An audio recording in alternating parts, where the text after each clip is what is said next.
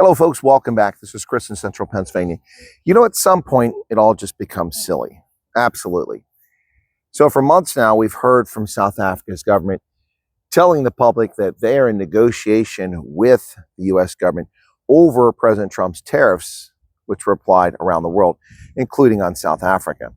And we're told endlessly that this is working out just fine, the tariffs are not a problem, and that they've got this under control. They went to visit President Trump in May at the Oval Office in the White House, and nothing positive came from that. In fact, quite the opposite. It was a disastrous visit by President Ramaphosa.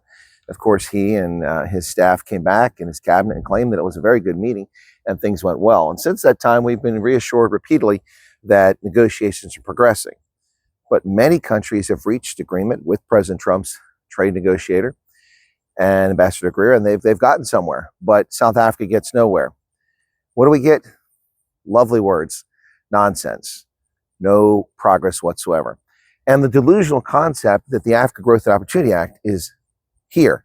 It's not, ladies and gentlemen. It took months for South Africa's media and the U.S. media to tell the truth about the Africa Growth and Opportunity Act. I've told you about it for nigh on, well, over 18 months. We're approaching 2 years that I've been telling you about the risk that the Africa Growth and Opportunity Act would be expired and not renewed. It was introduced in Congress, in the Senate, in April of 2024. That bill is dead in the water. It has never left committee, to my knowledge, hasn't hit the floor. And many people, including most Americans, don't seem to understand our system of governance and the civics involved here.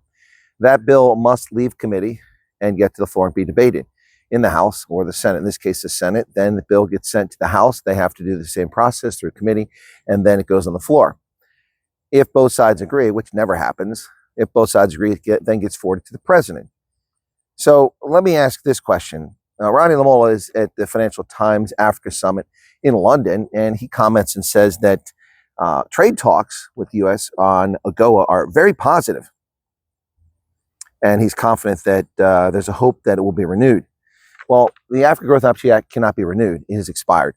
The law had to be renewed by 1 October. So now, in order to have the Africa Growth and Opportunity Act, there must be a new bill, a new law.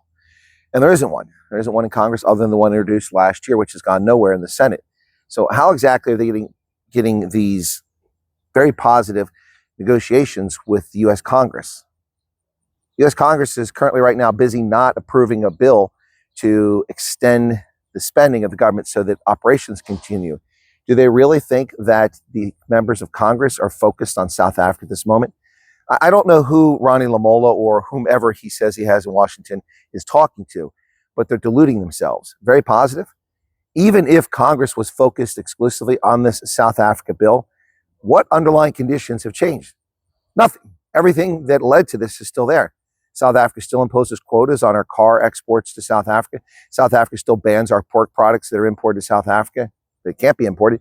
South Africa still occasionally imposes ridiculous tariffs on our poultry imports and limits the type of poultry that we can ship to South Africa. So the underlying reasons for the 30% tariff exist. They've not been changed. Nothing's happened. Now, that's a bilateral basis. So let's come back to the Africa Growth and Opportunity Act. Did somebody miss the point how the media endlessly calls Donald Trump the negotiator, how he's businesslike and it's this for that, quid pro quo? What is Africa offering the United States under an environment of Make America Great Again, that agenda? What? What are we getting from Africa? Under AGOA, we were supposed to get good governance from African countries. They were supposed to abide by minimal standards for elections, for justice, for education, health, nutrition, all these things, and peace and stability. Of the 38 countries that signed up for this at one time or another, many of them have failed to meet the basic requirements and have violated the Africa Growth and Opportunity Act. The United States has generously extended it and let them keep it, despite the fact that many of the participants in AGOA have habitually or continually or consistently violated the key tenets of the Africa Growth and Opportunity Act. Let's take South Africa, for example. One of the key pieces of that legislation, which was created under the Clinton administration and has continued to be a problem, has been South Africa's refusal to respect property rights. In 2017, once again, members of the African National Congress and Parliament introduced legislation to steal property from South Africans. Make no mistake, it's not simply land, it's property. That's what the bill said. The expropriation without compensation bill became law in 2025. That violates the African Growth and Opportunity Act's key tenet of respecting property rights. A state cannot legitimately take property from a person who's not committed a crime. That's immoral.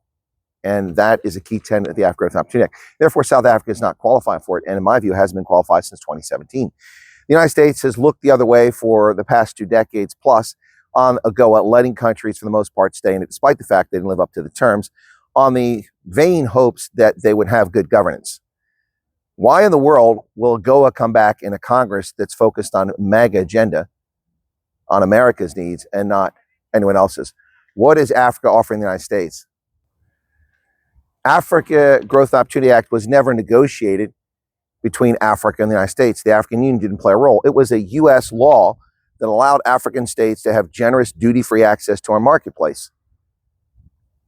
No country in Africa is offering good terms for the most part, and certainly not South Africa. So why would the Congress, a Republican-controlled House, have a bill that's going to bring back AGOA or something like that? It seems implausible.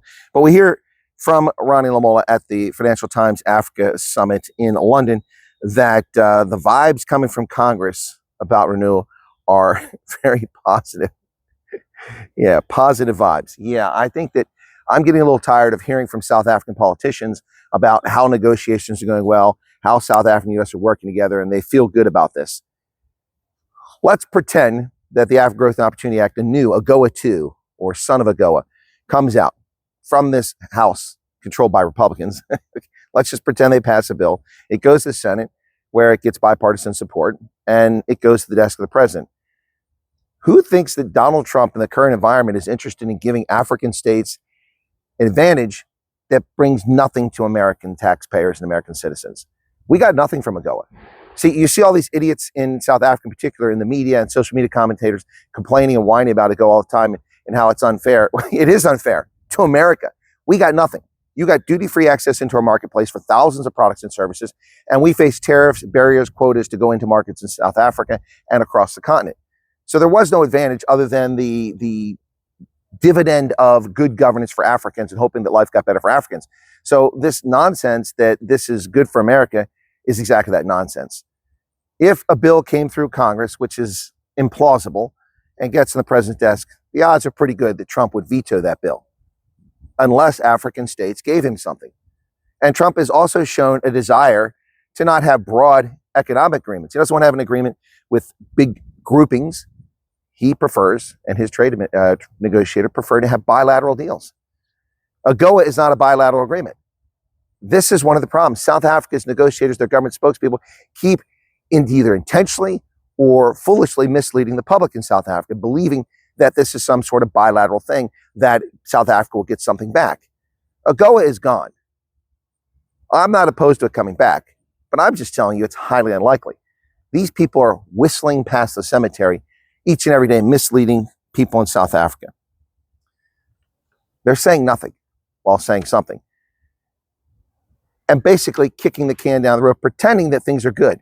They're not. South Africa's economy is crumbling, in no small measure owing to the tariffs that President Trump has imposed upon the country because of the unfair trade practices of the South African government towards the United States. So what say you, South Africa, South Africa, Zanzi? It's not looking pretty. And these lovely words from Ronnie Lamola are just that, lovely words, no substance. Cheers.